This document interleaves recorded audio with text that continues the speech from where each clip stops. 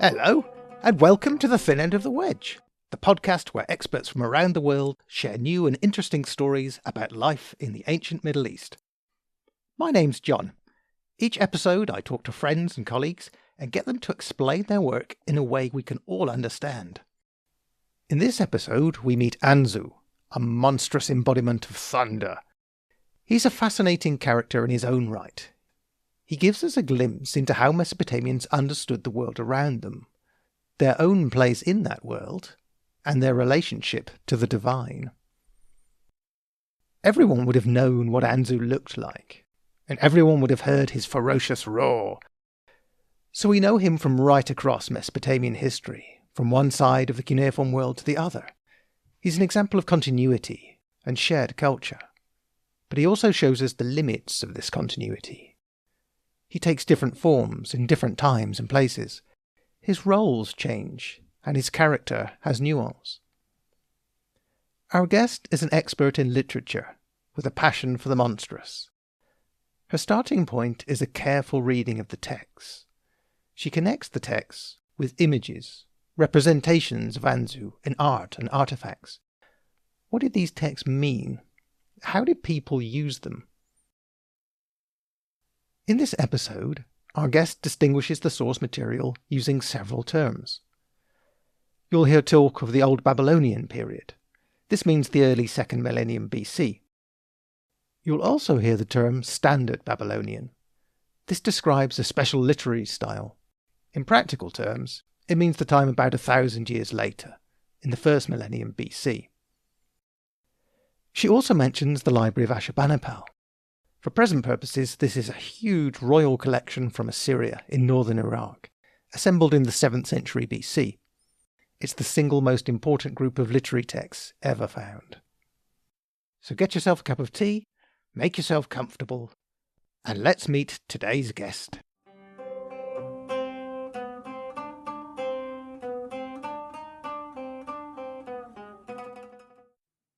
Hello, and welcome to Thin End of the Wedge. Thank you for joining us. Hi, John. Nice to hear you. Can you tell us, please, who are you and what do you do? My name is Dahlia Shehata, and I am assistant professor at the University of Würzburg. I'm a Assyriologist, and I'm currently working on a great story about the big and monstrous bird Anzu. Let's start with our hero, shall we? Who is Anzu? Well, Anzu is a great bird. He appears in images as a mixture between eagle and lion. His face is that of a lion, and the rest of his body is that of a great bird of prey. He's a monster then. He's a mixture between two animals. And this is in fact fascinating because the different body parts present us his character. So he's of course a mixture between the most strong animals in the world, both kings of heaven, but also of earth. And on the other hand, he shows us what kind of spheres he represents. The bird represents the heaven, of course. So his sphere of action is mostly the heaven. And on the other hand, he is also the king of the earth. And this is what actually the text tells us about him. He originates somewhere in the mountains. He is born somewhere in between the high peaks of the mountain, so he has also some chthonic character, so he comes from the earth. On the other hand, we have then this Anzu bird who is depicted in early images and connected to some heavenly power. And this is what Anzu actually tells us about, that this monster seems to represent some water power on earth, and he is really very important to keep water on earth and for keeping life on earth. What happens in the Anzu story? Well, I would say the story is actually a classic. It is comparable to some modern Lord of the Rings or James Bond. You have on the one side a bad guy, and this is the Anzu bird. And this Anzu bird is killed by the good guy, and the good guy is represented by the god Ninorta. Of course, it's the nuances and the single characters that make the difference between modern and antique stories. And in Mesopotamia, the characters are mostly divine, so the Anzu story is actually a myth. It starts with the Anzu bird stealing the precious Tablet of Destinies. And then he flies back to his mountains where he actually originally came from. The theft of this precious object threatens the world's order and its balance, and all the gods are described to be shocked and unable to act.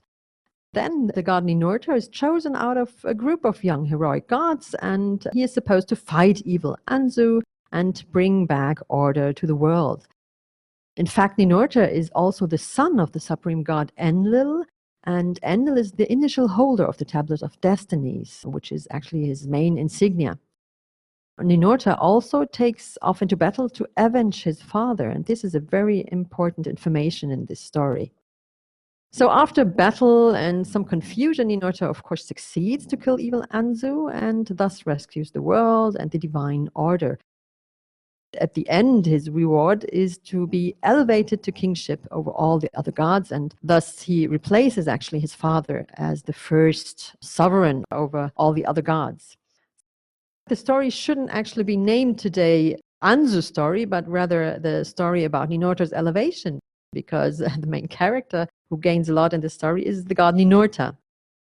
Actually, in antiquity, the text was called Bin Shardadme, and Bin Shardadme in Akkadian means something like the son of the king of all the habitations. So it really starts with naming Ninurta actually through his title.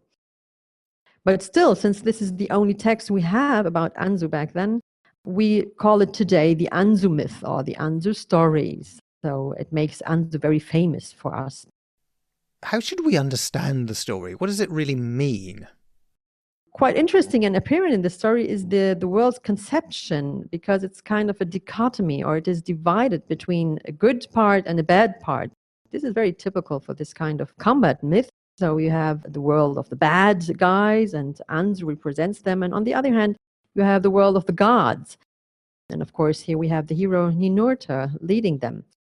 We have also the dichotomy between anthropomorphic figures and the animal or monstrous Anzu. So we seem to have a division between animals and humans in this worldview. Of course, if you take the story, the plot is quite simple.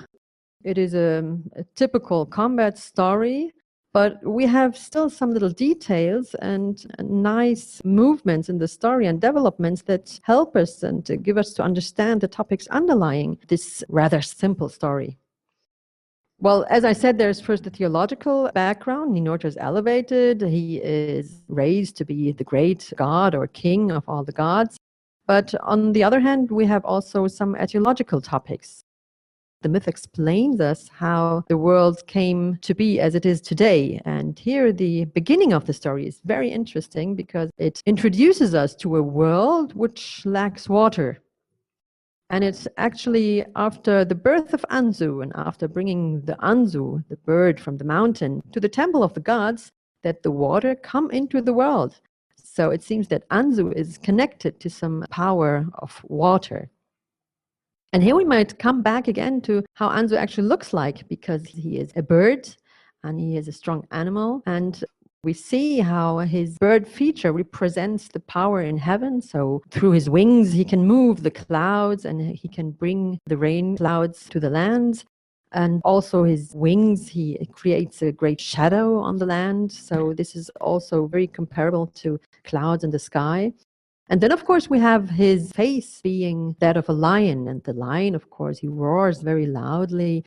And this is an acoustical feature of Anzu, representing the thunder in the heaven when the storms come over the land.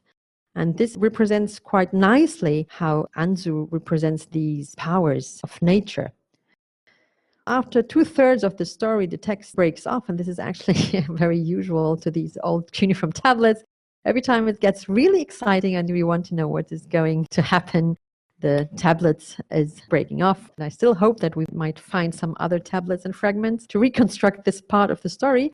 But it's still very exciting because we read here that it seems that after Ninurta has conquered the Anzu bird, he gets hold of the Tablet of Destinies, and right in this moment, he seems to want to keep them for himself because he realizes these tablets give him enormous power and he wants to keep this power with himself. And then the text breaks off and we have the feeling that the world is getting into new conflict. And this time it's not the monster that threatens the world, but it's the god, Ninurta himself, who threatens the divine order. After about 30 lines, which are broken off, we get back some text again at the end, and we read then that Ninurta is elevated and raised, and he's praised by all the other gods. So it seems that this conflict has been solved quite well. It might have been solved through raising Ninurta to kingship over the divine world. This tablet is really very exciting. If we get into the text and read what the text tells us about this Tablet of Destinies, we first hear that it is an important object of the supreme God. It is in his temple and he keeps it in his temples. Later on, when this Tablet of Destinies is stolen by Anzu, and different heroic gods are asked to bring it back and to kill evil Anzu, they're all afraid and they say, no, are you crazy? No, I won't go out and try to kill Anzu because he's invincible. He has the Tablet of Destinies. So what does this tablet do to Anzu? He gets enormous powers, and it's only through one word that he can turn you into clay. So it means to kill you. So he only needs to give one word, and then he can destroy you or destroy the world, which means actually that his words get magical strength and power through the Tablet of Destinies. This same effect happens also throughout the combat between Anzu and Ninurta. We have Ninurta trying to shoot his arrows to Anzu, and right in this moment, Anzu says his spells. He orders that the shaft of the arrow turns back to its reed, the feathers of the arrow turns back to the birds, and the tendon even go back to the sheep. So he dissolves all these components and turns them back to where they came from, actually. So Ninurta is unable to conquer Anzu because of this magical power Anzu holds in his hands. What actually was this Tablet of Destinies, and why was it so powerful? Okay, if we take a look at the appearance of the Tablet of Destinies, it seems to be really a tablet, a real tablet, maybe a very precious one, made of lapis lazuli or gold. We don't exactly know, but there are some texts from the first millennium who explain that it is a real tablet, and it was held by the supreme god. It is the god Assur, the god of the Assyrian Empire, and he seems to carry it around his neck as a necklace. If we turn again to the Sumerian version of Anzu, we hear that this Tablet of Destinies is introduced threefold. It is first called the Sumerian Me. So what are the Me? That is a very difficult concept and actually describes everything that makes up the civilized world. And then again, the Tablet of Destinies is described to be the Gishchor. Gishchor is also Sumerian, and it means the designs or the plans for the world. And finally, we really name it as the Dubnamtar, the Topishimati, the Tablet of Destinies. So actually, this tablet has in itself all these concepts. It is the civilized world, it is the plans and the designs of the worlds, and all this is somehow written down or kept in this one tablet. There are some mysterious descriptions of this tablet from first millennium text. It says there, for example, that the Tablet of Destinies is the bond of supreme power, and it is the kingship of minor and major gods, or it is the secret of heavens and the netherworld. So there remains some secret around this tablet that we don't really get to know what exactly is on it. This opens a much deeper question about how Mesopotamians viewed the world, doesn't it? What was destiny? Is the power of the Tablet of Destinies that it tells the holder everything that's going to happen, or does it have some blank space where the holder could write in whatever they wanted to happen? If you would ask me how I imagine destiny today, I couldn't really say it exactly as well. But back then, I believe that this tablet obviously held some rules for the world, and these were important to hold order in the world. And that's why it was so dangerous if this tablet got into the wrong hands. So there are some rules and orders kept in this tablet, and they give the paths or the ways how things function with each other and how relations are to each other between living beings, objects, and, well, the different details of the world. But on the other hand, of course, not everything was fixed, because otherwise we wouldn't have this concept of prayer and offerings. Because, of course, humans could have influence on what the gods decided on them. So not everything was really written or kept in this tablet. But still, there were, of course, some structures, orders, and relations that were decided or even designed to be always the same in this Tablet of Destinies, what make up actually the destinies of the worlds. Destinies meaning here actually more order, structure, decision, main decisions or systems of the world. On the other hand, as I said, I think these destinies, as we understand today, what happens with your life in the future, are not really fixed and are still free to be taken influence on or changed through mankind or through offerings maybe, or through praying to your God. You can tell him, well, please help me, I'm ill, please let me be healthy again. Please don't let me have COVID in this year. Well, something like this, actually. You said at the beginning that Ninurta beat Anzu. Where we left the story, Ninurta was shooting arrows at him, but Anzu held the Tablet of Destinies and was able to destroy the arrows. So how did Ninurta eventually defeat Anzu? Here I would actually refer only to the standard Babylonian version. The moment Ninurta throws his arrow to Anzu and tries to kill him, Anzu manages, through holding the Tablet of Destinies, to destroy this arrow. But in this moment, Ninurta gets some help from the god of wisdom, which is Enki, and he tells him a trick. He tells him that right in the moment when Anzu says, let the feathers go back to the birds, Ninurta is to shoot another arrow. And because the other arrow has feathers in it, these feathers will go directly into Anzu's body, who's actually a bird himself. This is the trick about conquering and killing Anzu and helping the arrow to reach its target. It is not enough that Ninurta is strong and mighty and he's very powerful, but it also needs some thinking, it needs some trick to figure out how to kill this monster. It sounds like another classic storytelling motif, doesn't it? Be careful what you wish for. Yes, exactly. Yeah, take care what you're saying, because otherwise it could be turned against you. Exactly. When and where do we know Anzu from? The story about Anzu is actually known from iconography, but also from many texts. The first images showing some great hero gods or one god fighting a great bird of prey come from the 3rd millennium. We see here images of two great hero gods fighting a huge bird. And in this case, the bird doesn't have a lion's face, but is just a simple bird of prey, but is very big. I assume this is already a depiction of the fight between Ninurta or some other heroic god and the Anzu bird. Actually, the earliest idea we get from the story goes back to the 3rd millennium. We have some stories about Anzu in these Udgal-Nun texts. Well, the Udgal-Nun texts are early dynastic from the middle of the 3rd millennium. You have here some beautiful myths which are very difficult to understand, but still there are hints to a story about Anzu. But in this early epoch, Anzu is not connected to Ninurta and is obviously not defeated by Ninurta, but by the sun god. And the sun god, Utu, he is the standard heroic god for the 3rd millennium.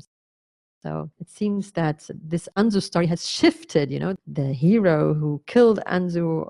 This role shifts from the 3rd to the 2nd millennium, and first it was the sun god, and later on it was Ninurta, the son of Enlil.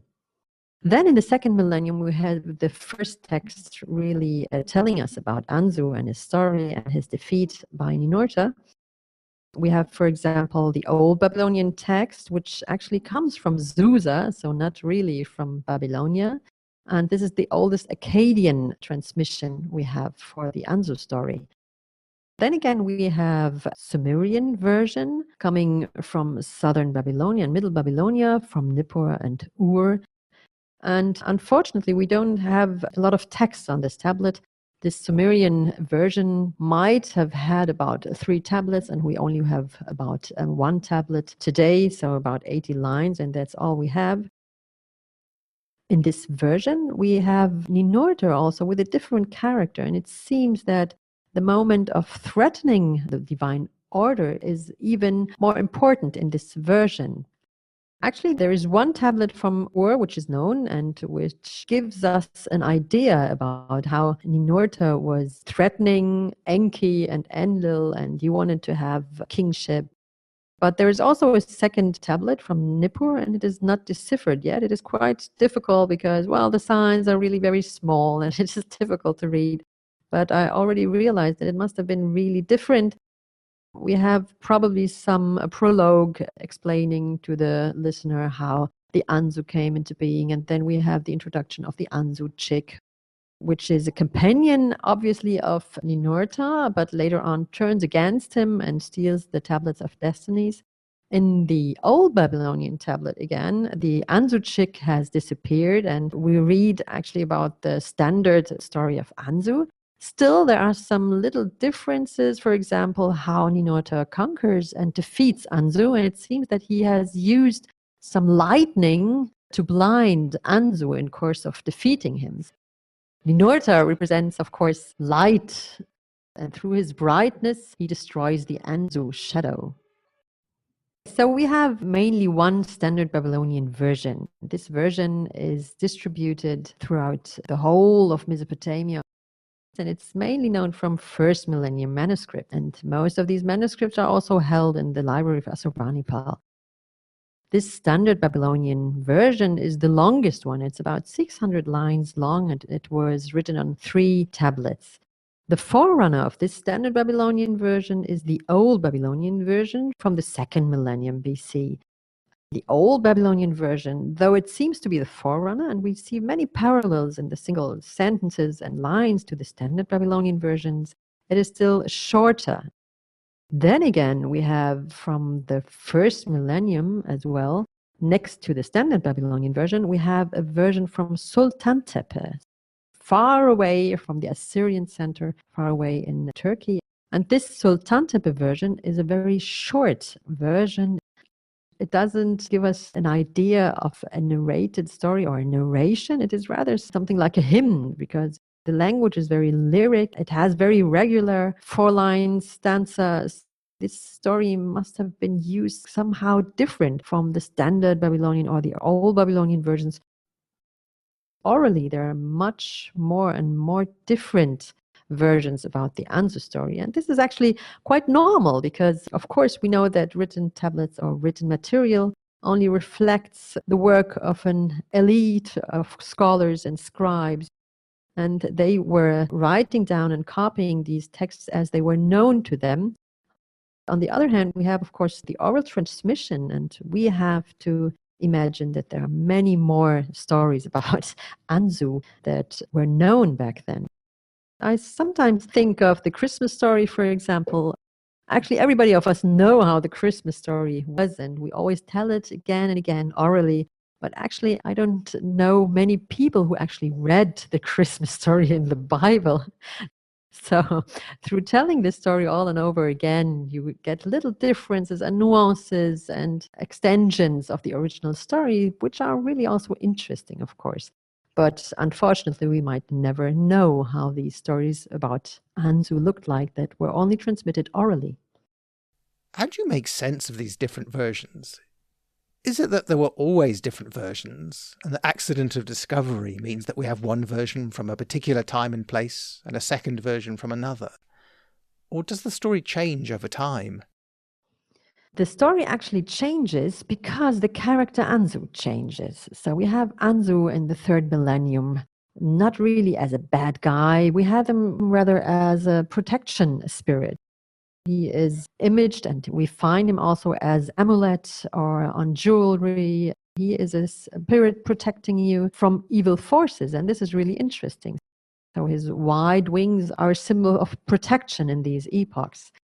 Then later on, Anzu develops to become really a very evil demon, and this was what we find in the 1st millennium.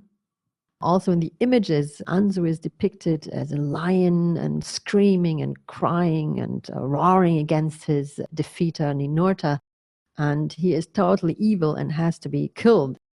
So we have different conceptions of how the god controls the power of Anzu. Anzu represents some water power. He brings rain, he brings fertility to the land. So he is important for some rules and order in the world. But he's still an animal, so the divine world has to take control of him. And in the third and second millennia, we see that this control is imagined rather as holding the leash. You have to control his forces to use them for yourself. So Ninurta himself, he rides this animal Anzu, or is depicted beside him as a companion. We see these similar images, for example, in Lagash. Lagash is a city which was quite important at the end of the third millennium. And there we have a god which was like Ninurta. Ningirsu is his name, and Ningirsu actually has Anzu as his companion. And he uses his forces because he represents also powers of water and flooding waters and also storms in the sky. So these figures, they actually belong to each other.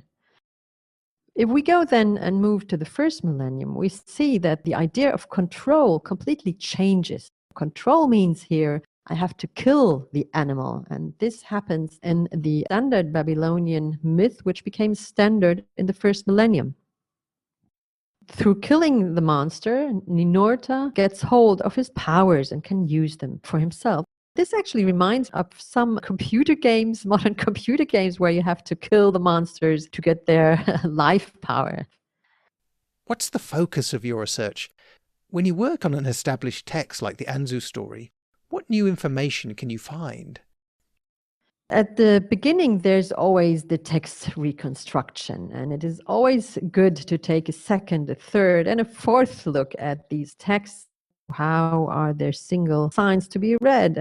I've had some new discoveries and really exciting discoveries. For example, there was one sentence which was always read that the nose of Anzu looks like a saw. But then when I looked at the tablet in the original, I realized that the sign was misread, and it was not actually his nose, but it's his wings that look like a saw. And this makes a huge difference because now you could correlate the text with the images. And of course, we see Anzu always depicted with his wide wings, and at the edge, his wings look like saws. And in this case, we even had some idea that this could be part of some connection between Anzu and the sun god in the early epochs, because also the sun god, he has a saw, when he comes out of the mountain in the morning, digging himself out of the mountain by the saw. And Anzu was related to the sun god in early times. So maybe his wings, being like a saw, had similar functions. Another point which I could manage is to join some single tablets and single fragments of cuneiform tablets. And here there came out that we always knew of one little piece which had the start or the beginning of the story. Then we had some other pieces with the rest of the story, and now I found out that they actually belong together. And not only this, I realized that this new tablet actually had the shape of an amulet. And this shows us that this story about Ninurta, or Anzu actually, was regarded as some protective object, Then, of course, after reconstructing the text, I worked a lot on the way of narration. How are the different characters described, or how do they develop within the text?